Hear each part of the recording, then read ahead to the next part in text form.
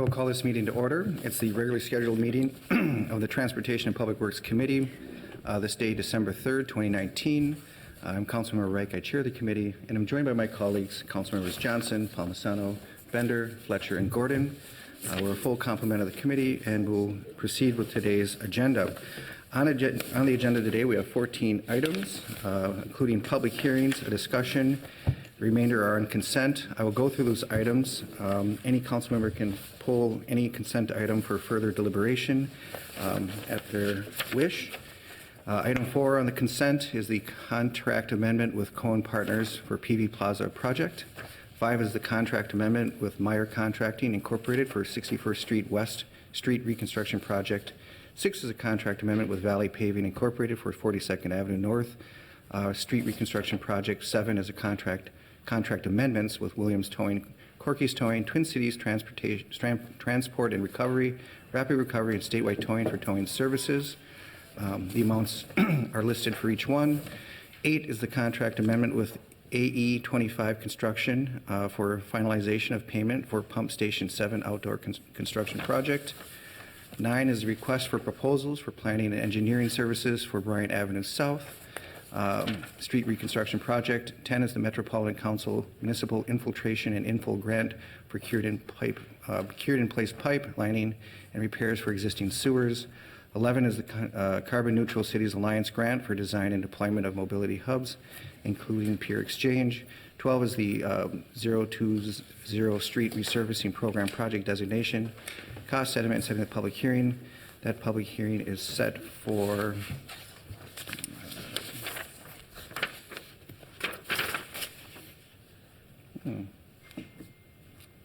let's see where that. January 7th of this year. Thank you. And then that's the full complement of consent items. Does anyone want to pull one? See none, I'll move all the items as submitted. All in favor say aye. Aye. Dissenting nay. Those carry. We can now go to the public hearing section. Good morning, Director Hutcheson. Good morning, Mr. Chair. I'm going to introduce our, I'm going to start over. Good morning, Mr. Chair, members of the committee. We have 3 public hearings today, the first of which is the 18th Avenue Northeast Street Reconstruction Project from Johnson Street Northeast to Stinson Parkway. This is project approval, assessment, and areaway abandonment. Information is presented by Bev Warmka of Transportation Engineering and Design. Thank you, and good morning. Good morning, Mr. Chair and members of the committee. My name is Beverly Wormka, and I'm a project engineer with the Transportation Engineering and Design Division of Public Works. Today, I'm here presenting for the public hearing for 18th Avenue Northeast Reconstruction, City Project 6767, CPV 139.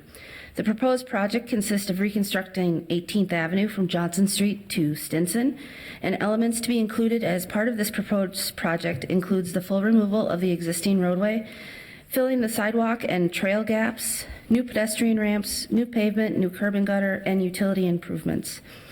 The project will also include new signage and new pavement markings. The total cost of the project is $5 million, and the total street reconstruction assessment is $1,089,267.20. This is based on the 2020 uniform assessment rates and calculated with the influence zone area method. Rates are $2.66 a square foot for non-residential properties and 88 cents a square foot for residential properties, and assessments can be paid over a 20-year period. The remaining funding sources for this project are municipal state aid, net debt bonds, and sanitary and stormwater revenue. Staff has conducted numerous outreach activities throughout the planning and design of this project, and we held a pre-assessment meeting out in the neighborhood last week on November 26th, and 5 people attended.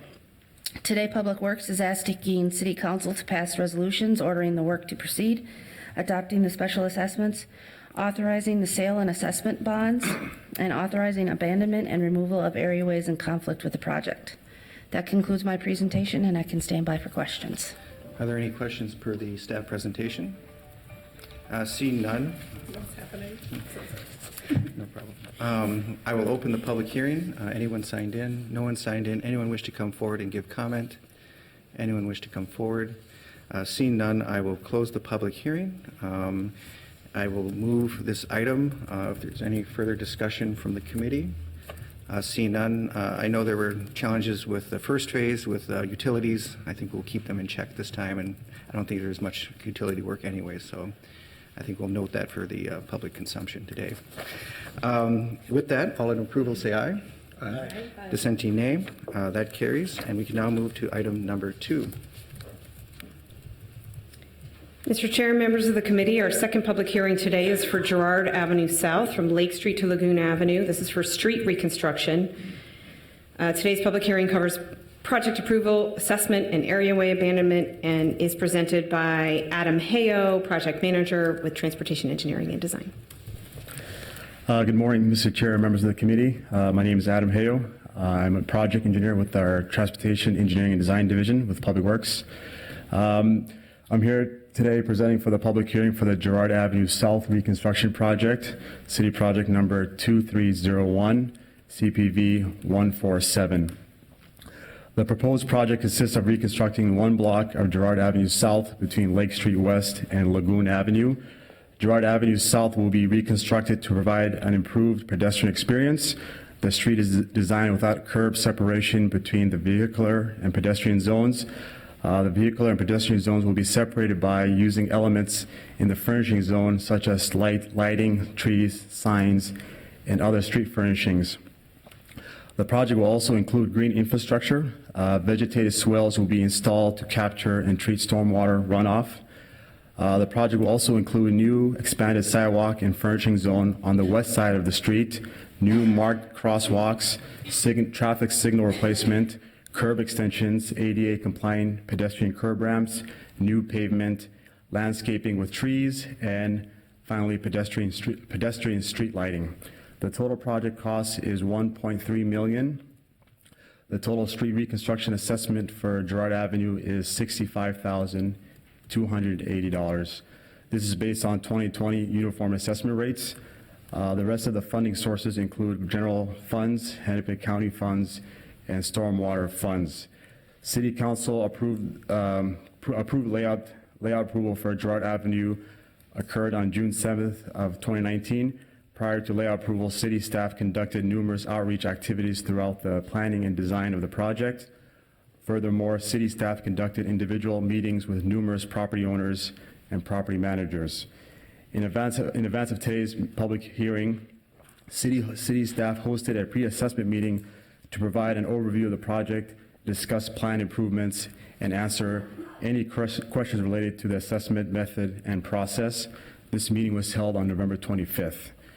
Finally, today, Public Work is asking City Council to pass resolutions ordering the work to proceed, adopting the special assessments, authorizing the sale of assessment bonds, and authorizing abandonment and removal of areaways in conflict with the project.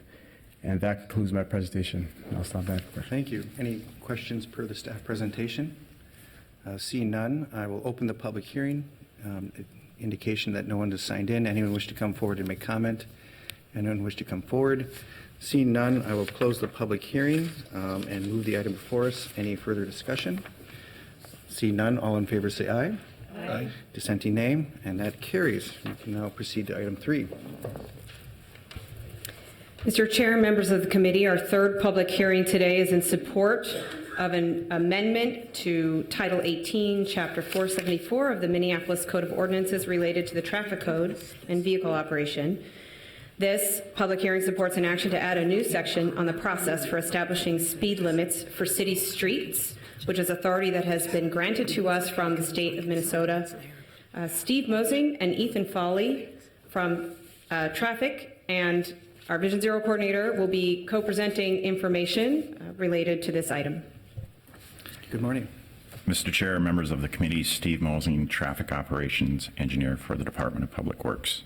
I'm here today to provide an overview of the proposed new speed limit ordinance. On August 1st, 2019, the state legislature granted Minnesota cities the authority to set speed limits on streets under their jurisdiction of the city. Speed limits under the streets of county and Minnesota Department of Transportation jurisdiction are not part of this legislation and will continue to be set by the state. The proposed speed limit ordinance before you today is a step within the process for the City of Minneapolis to set speed limits on city-owned streets. As such, the City of Minneapolis needs to amend Title 18, Chapter 474 of the Minneapolis Code of Ordinances related to traffic code. This amendment will add new section 474.420 that aligns with the establishment of speed limits on city roads in accordance with Minnesota State Statute 169.14. The proposed ordinance does not specify new speed limits. Minneapolis Public Works is conducting a detailed technical analysis to determine the appropriate speed limit for streets under the city's jurisdiction and expected to be completed in early 2020. Thank you, and that concludes my overview, and I can stand by for questions. Are there any questions for the staff overview? Seeing none, this is a public hearing, and I will open it up. Anyone signed in? No one has signed in. Anyone wish to come forward and make comment? Anyone wish to come forward and make comment? Seeing, oh, someone's coming forward. Thank you, and state your name and address for the record. I will. Is this working? Yes. I'd like to use this in a little while. My name is Jesse Lorenz. I live in Linden Hills. Good morning. I'm a driver in Minneapolis. I drove here this morning. And I wanted to be here because I think this is a very important first step in this process. I support this very strongly. I have 2 small children, and the leading cause of death for their age group is being hit by a driver of a motor vehicle. I think that this can't come soon enough. I also want to make sure that everyone in this room knows this is a very small first step, and that we really need to change the design of our streets. As I was researching this, I discovered that the city of Seattle, in the past 2 years, just changed their speed limits. So arterial streets now are 25 miles per hour in the city of Seattle, and for city streets like the one in front of where I live, they're 20 miles per hour. I think this is critically important, and I want to say this at the very beginning. I know it's the very beginning. You know we're not discussing the speed limit here today, but I want to make sure everyone knows this as a ground rule, because the difference between 20 miles per hour and 30 miles per hour today is that if my child gets hit by a car, they're going to have a 1 in 10 chance of dying at 20 miles per hour. But the speed limit that it is today at 30 miles per hour, it's no better than a coin flip. So I wanted to be here today because this is very important to me. I know it's just the first step in what we have to do in the city of Minneapolis, and I strongly support it. Thank you. Thank you for your comments. Anyone else wish to come forward and make comment? Anyone wish to come forward?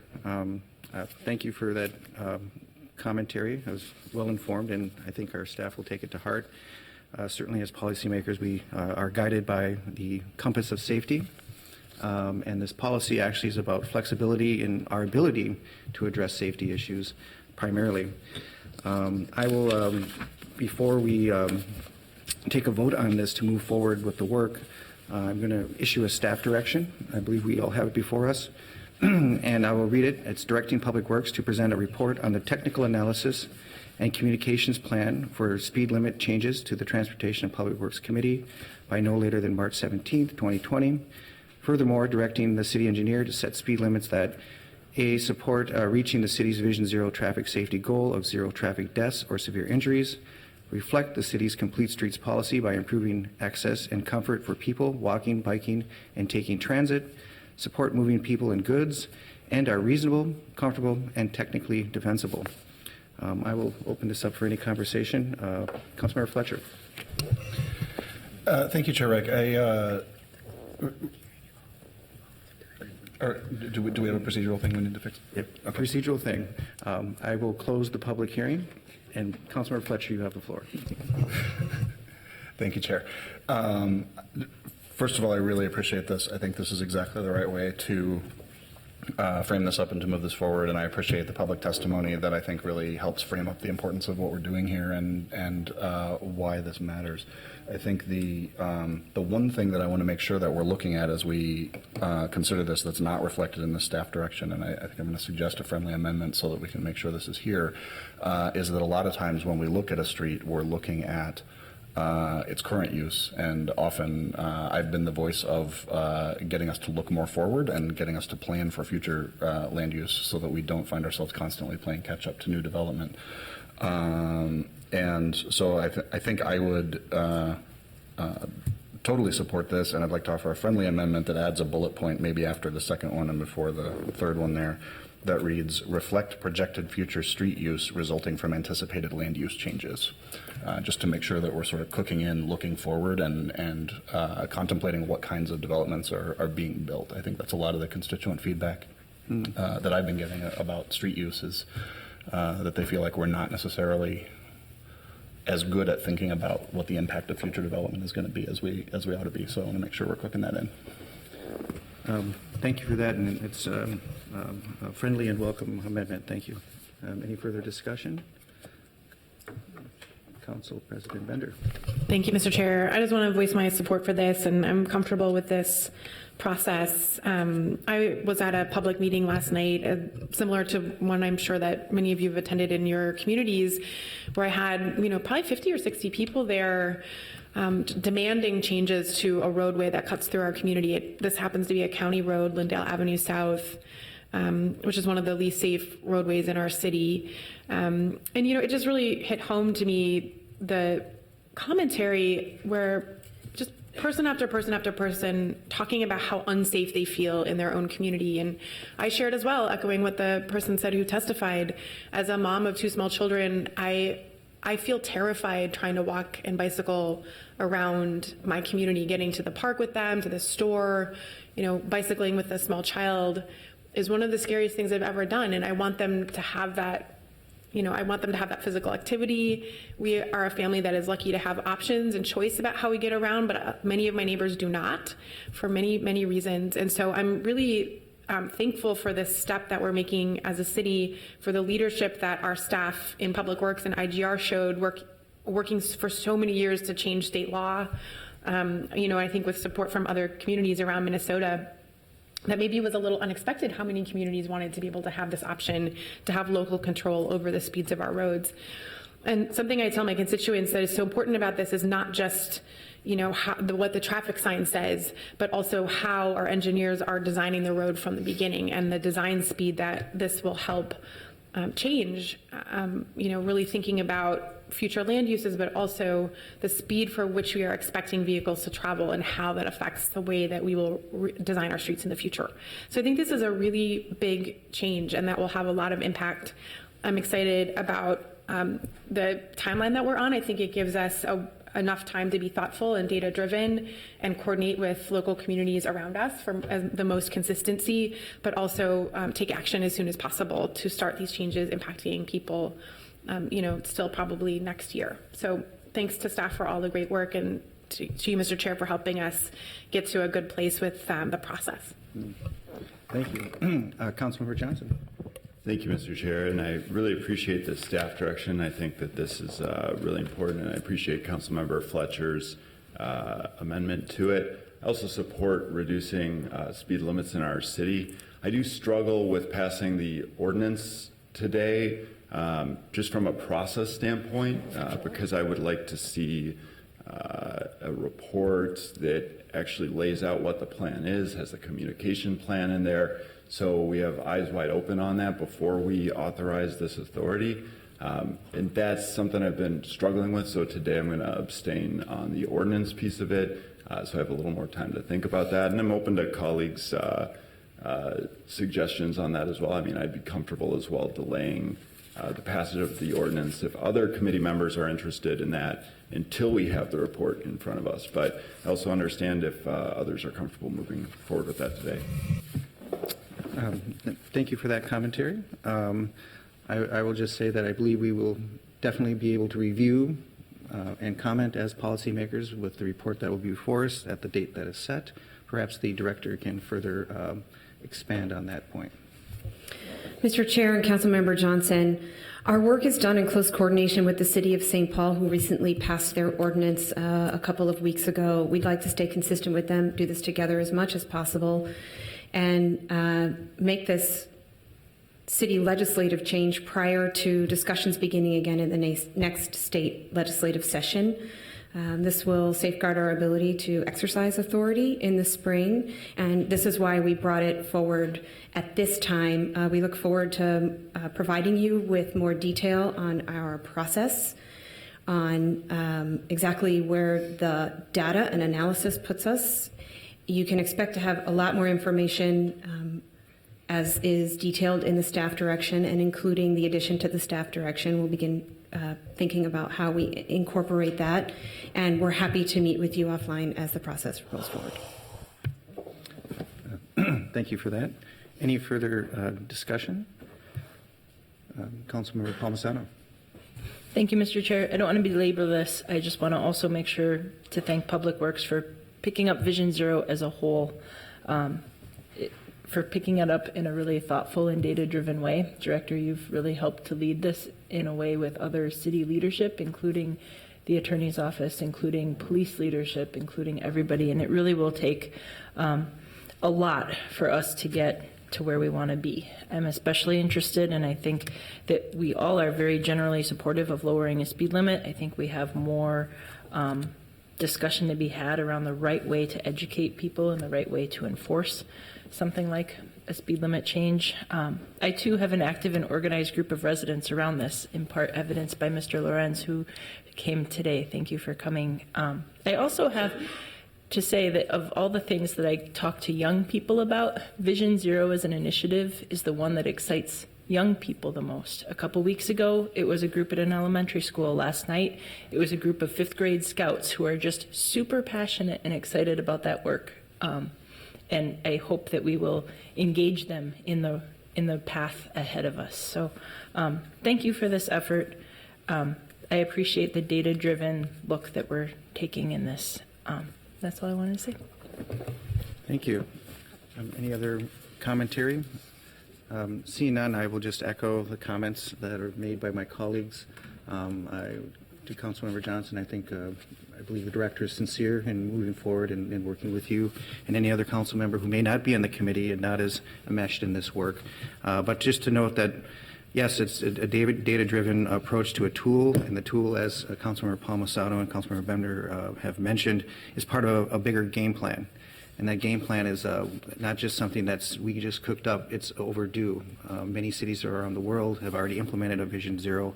It's one of the areas where we're actually following, not leading, and we are very eager to implement, and we need the tools to do so. Speaking of the greater body of work, I will note that Mr. Foley here has been diligently working on this task and has crafted a master plan, of which this is just a significant part, but it falls within that plan, and it's a solid plan, and it allows us to make these bold moves and make requests of the legislature with a firm basis and a compelling story. So thank you for that. With that, if there's no further commentary, I will move the item as amended by Councilmember Fletcher. All in approval say aye. Aye. Dissenting nay. Abstentions? We have one abstention noted by the clerk. With that, we have completed item number 3. Thank you. Thank you for the work. Now move to our discussion item, and that is item 13 on the agenda. Director Hutcheson. Mr. Chair, members of the committee,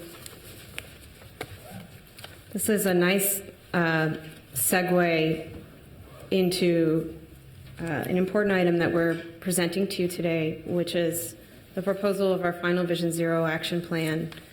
And I want to start by saying a couple of words first to thank the political leadership behind Vision Zero, which you showed years ago when you passed this resolution and is now policy that allowed us to begin the work. You then supported again with the addition of a position, and we got to hire the best, Ethan Foley, and then you supported us again with the addition of budget so that we could complete a strategic plan, a 3-year plan that would help us reach our goals.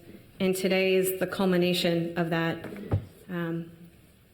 I'm also going to take a moment to do some reflection and share with you a little bit about a conversation that Ethan and I had with the father of Alex Wolf yesterday. The reason that Ethan and I reached out to him, and this was Ethan's idea, and I so appreciate him bringing this forward, was because we noticed that Alex was a part of this plan. And his picture was included in the plan. And his picture is shown here.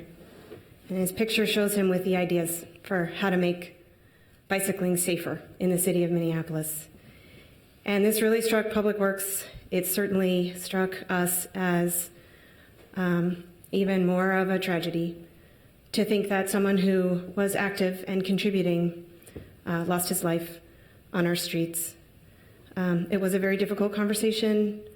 I hope that someday I can have the kind of wisdom and compassion and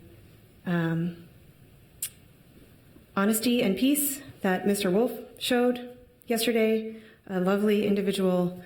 And today we'd like to just take a moment, and Ethan is going to lead this, to honor Alex and his contributions to Vision Zero and to honor his life.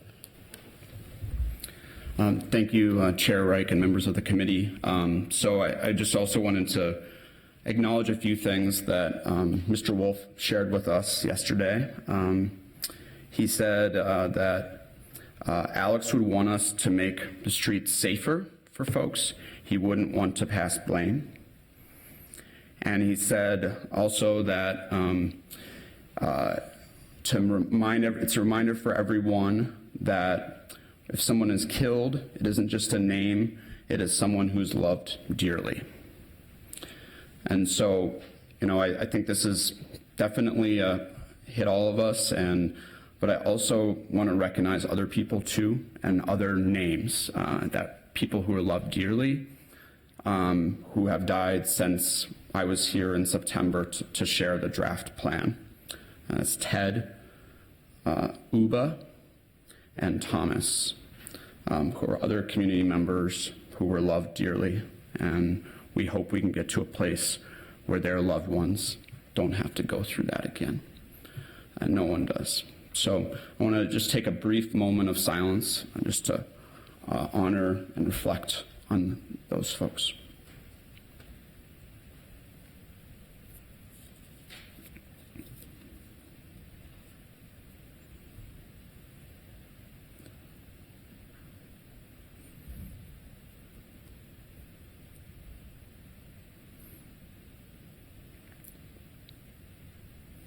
Thank you.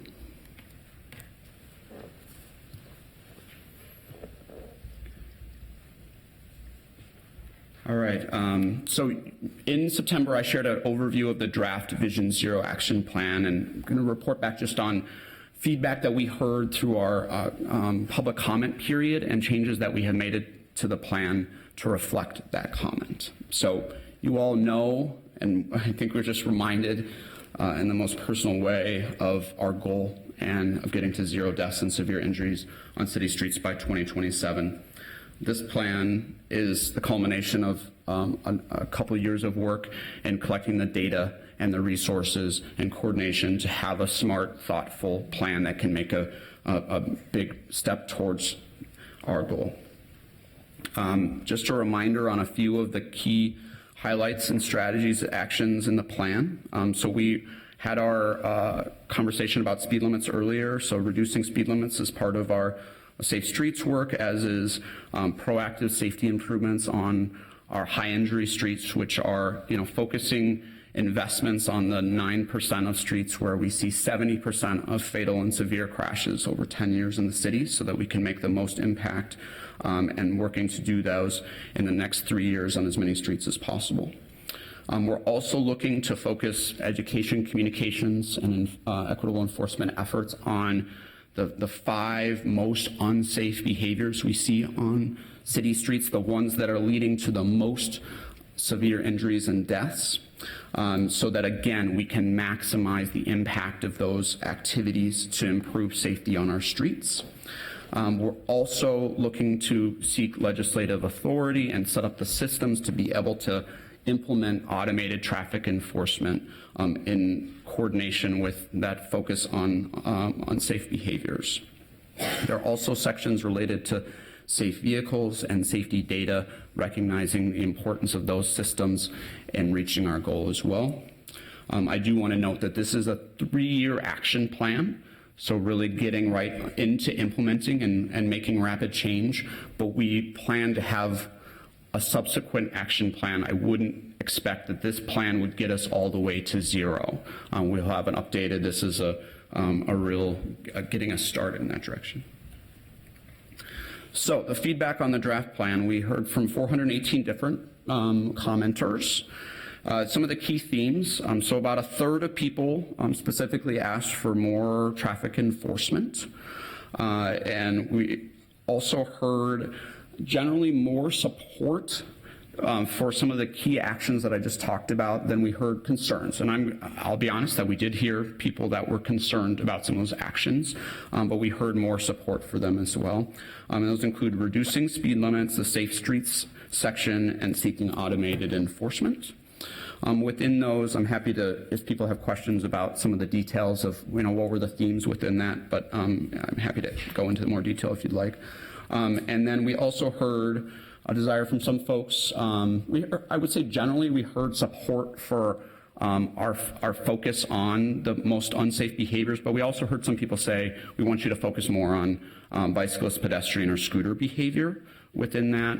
And then the other side, we also heard from some folks who wanted us to focus even more on driver behavior than the 5 most unsafe behaviors drive us to. So overall, those were the top things that were talked about in the comments.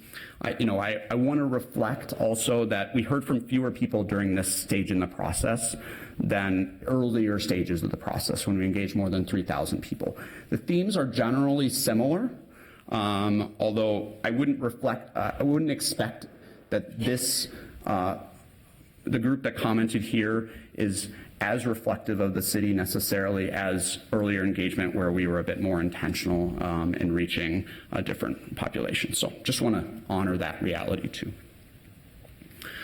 So based on that feedback, we are making some changes. There are other things as well. We wanted to one of the comments we heard about speed limits is lowering the speed limit is not going to have an impact.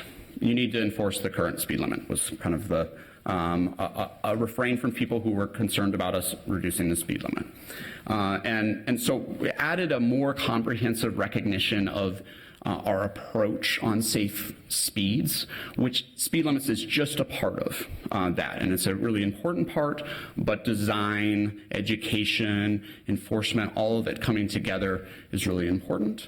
We also added a equitable enforcement related action under this speed limit strategy, just to recognize using that tool for our education and communications work and honoring the feedback that we heard in the process.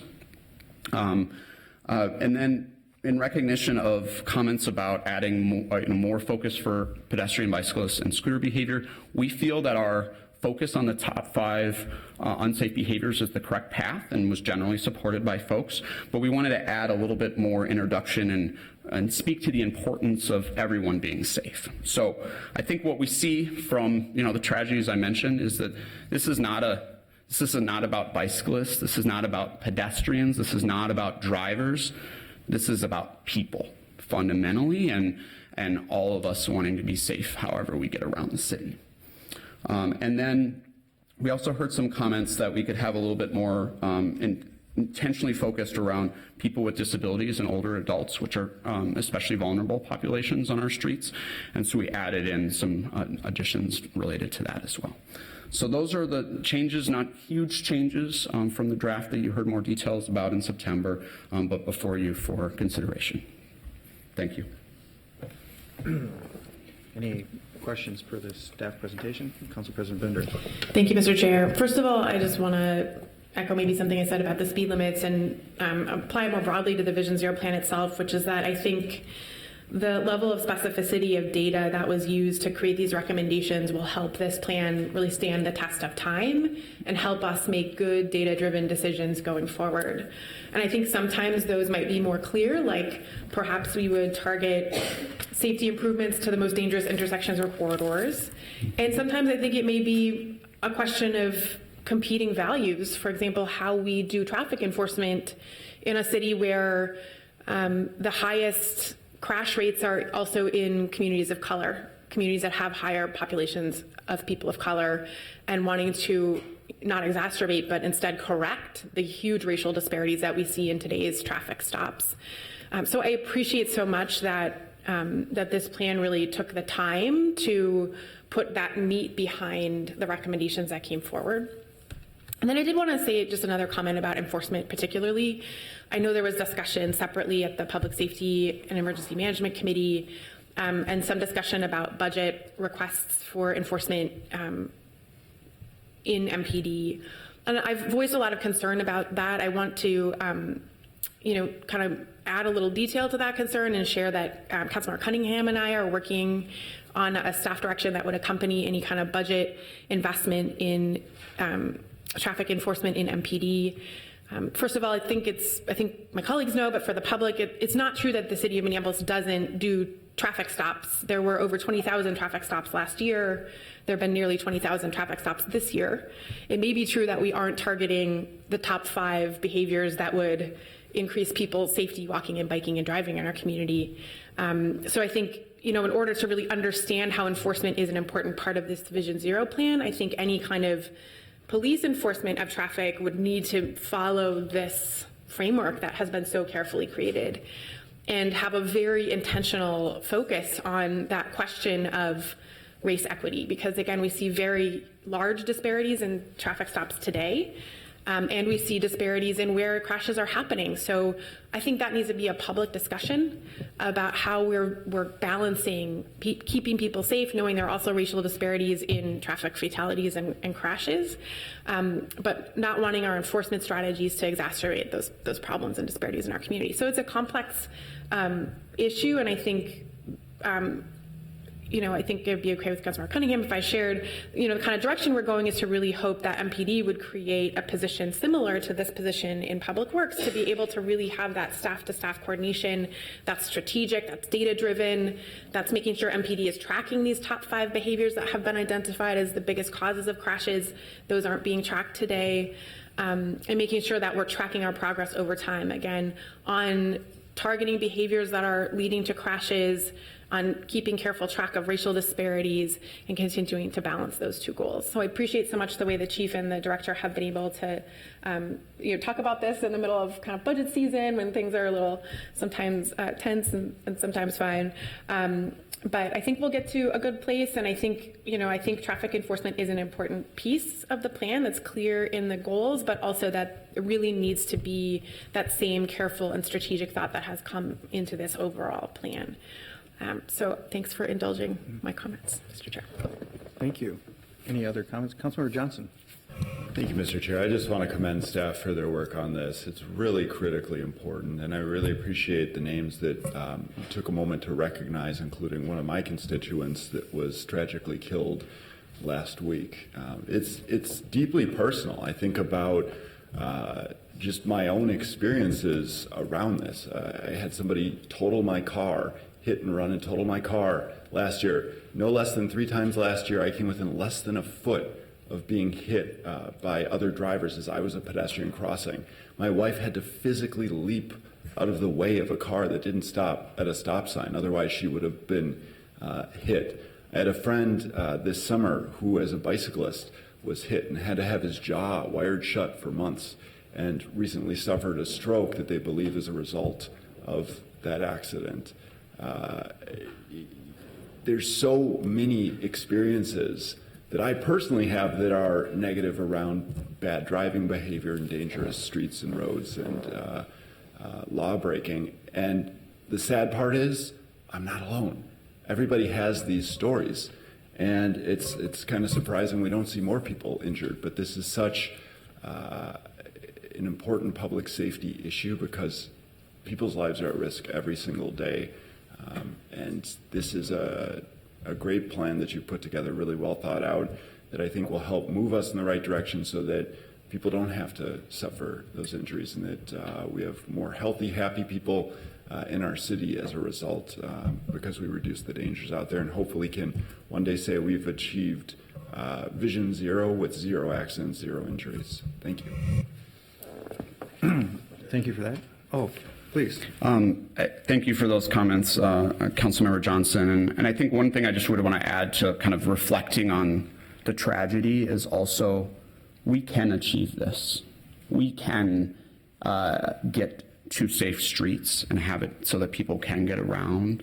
And so that's the vision we've set forth, and we can achieve it together. So, and I think that's also the hope I take from our conversation, Robin, and my conversation with Alex Wolf's father, and from the vision that he shared with us in our planning process. So, thank you. Thank you. Councilmember Fletcher. Thank you, Chair. I also want to just name how important this is and how much, I mean, this is consistently feedback that comes through my office and that we hear over and over and over again, people's concerns about intersections, people's concerns about safety. And, you know, the statistics that you showed serious injury, and I don't know exactly where we draw the line on serious injury, but I just want to name that there are, for people who have experienced getting hit by a car, if they merely got bruised and knocked down and they didn't have to get taken to the hospital, they do not feel any safer in that intersection. It creates a huge sense of, people are not saying like, oh, this can wait 3 years because I only got bruised. They're saying, oh my God, this intersection is unsafe. And the experience that people are having, witnessing those accidents, witnessing those interactions, I've had several where people have called me and said, this thing just happened. Sometimes this thing just happened in front of a police officer and the police officer did nothing. I just got knocked off my bike and I got up and brushed the dirt off and I was in a bike lane. And so people don't trust enforcement right now. We have to improve that. And people don't trust that we're taking seriously, you know, a lot of times the challenge of data-driven sometimes is that we say, well, the more serious accidents are happening over here, and so we're going to prioritize this and this and this. And I'm just so looking forward to us getting ahead to a point that we can be responsive to our constituents who have such legitimate fears. And right now we are playing catch-up and we are behind, and people are frustrated, and we need to figure out how to get ahead of the curve. And this action plan is the right direction. And we need to get there fast. Councilmember Gordon. I don't necessarily have a question, but I do have an amendment I would like to introduce to the plan. Please. This is, you should have it before you. So, and I offer this very respectfully. I think this is a great plan, and I really appreciate all the work that went into it and all the goals that we've set and all the strategies. This is a rather small, minute change, it might appear, but it's something I think that's really important that we put in there, partly because of some of the experiences that I've had as a council member dealing with some of the fatalities on our streets. So this would add an action item to the safe vehicles, which there's, I believe, only one strategy under that, which is support safety and new and emerging mobility technologies in the city's vehicle fleet. And this would be adding a 1.5 action item, which would be to explore and support efforts to require safety equipment on large trucks to improve visibility and awareness, remove blind spots, and otherwise improve safety, especially when making turns. That's the amendment, and I'll just note that turning trucks have been, maybe they don't account for a vast majority of accidents and fatalities in our city, but there's two that I'm readily aware of, and I think it's a significant enough problem, and there's the possibility that there's some technology that could really help with this, and so we should at least be looking at it for our own vehicles, or maybe for vehicles that we contract with, but I also think this plants the seed to support legislative efforts and other requirements in the future. So I appreciate your support for this and happy to answer any questions. This actually came up at the briefing that I had, and Councilmember Reich was there, and we discussed it there, and staff had also reviewed the language and aren't opposing it. Thank you. Thank you for that. I'll take that as a motion for this amendment. Is there any further discussion or query for the author of the amendment? Seeing none, all in favor of the amendment as submitted by Councilmember Gordon, say aye. Aye. Dissenting nay. That amendment carries in the full document before us. Any further discussion? Council President Benton. Thank you, Mr. Chair. I forgot one point I thought was important to make, which is that I think we have, since I've been in office, evolved the way that we are doing capital budgeting significantly. And I think I just wanted to highlight that because I think it has been so important to the success we've had so far in adding safety improvements in our streets, both by applying a complete streets lens to street reconstructions, to applying a race equity and transportation access and equity lens to our capital budgeting, and to create more standalone funds for safety improvements that are happening outside that sort of traditional capital programming where really everything was a line item that was tied to a specific street. So the idea that we would stripe every single crosswalk in the city with more high visibility crosswalks, that came from the flexibility of our budget. The idea that we would be able to systematically look at the 4-lane arterials in our city in partnership probably with the county and MnDOT for most of them, would likely require a budget item that isn't tied to a specific roadway. And I think the way we've evolved our budgeting so far has been really critical to what we've been able to do, and we will likely need to continue evolving, especially the commitment that we've made to the extra street funding that we created a couple of years ago to really make sure it's flexible enough to meet these goals. Thank you. That was good commentary. Anyone else wish to make comment? Before we move the item, I will just say I concur with the comments made by the colleagues. There is a certain sense of urgency that comes from the public. The issues that have been raised that are being addressed by Vision Zero are apparent, both in the thoroughness of your research, but the things that we've heard, be it over months or over years, it's real, we've heard it, we're addressing it. But I also think that urgency that we have to implement is not only based on the need to implement for the reasons that we want to implement, but on the confidence we have in the work that goes into this plan. We are confident that we have set the right plan to meet these issues. And so the urgency to implement comes from that confidence in addition to the urgency of the issues that our community has raised for us. So they go hand in hand, and I just cannot wait to move forward and start implementing. With that, any further discussion? All in favor of adopting the final 2020-2022 Minneapolis Vision Zero Action Plan, say aye. Aye. Dissenting nay. That carries. And thank you. And we are now adjourned. Mr. Chair? Oh, there's an item 13. Thank you. We do need to take action on item 13, and that's the reappointment of Director of Public Works, setting the public hearing for January 7th, 2019. All in favor of that item, say aye. Aye. Dissenting nay. That carries. And now we are adjourned. Thank you.